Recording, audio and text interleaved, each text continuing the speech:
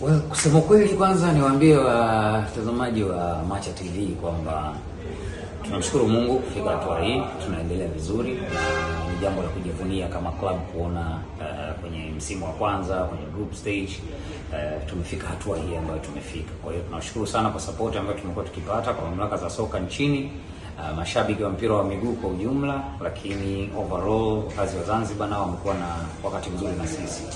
Morali ya timu yetu iko juu sana. Kila mtu anafanya jambo lake, jukumu lake kwa wakati wake, husikii makelele, wachezaji wamekuwa committed 100%.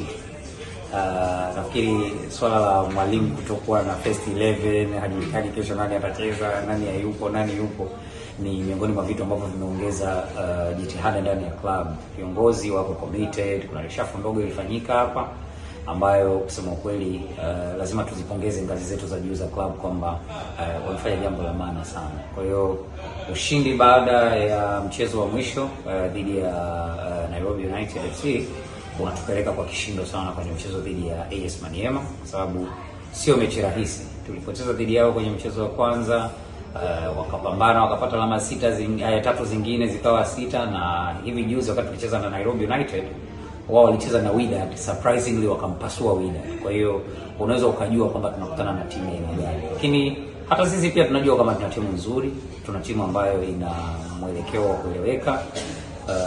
Tulicheza nao wao kule, tulikuwa na mpira muda mwingi, bad enough hatukuweza kupata ushindi. Wenzetu walikuwa ni watawa counter attack na walituwin. Kwa hiyo Waswahili wanasema jandoni mtu huwa anaenda mara moja. Na sisi sasa safari hii tumekubali kwamba jana tulienda mara ya kwanza, ile inatosha. This time around sisi ni watu ambao tuko tayari kwa ajili ya kufanya maamuzi magumu.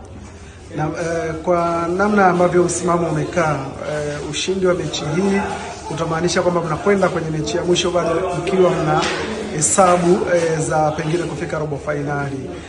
Hili limeongeza umuhimu gani kwenye mchezo huu wa kesho?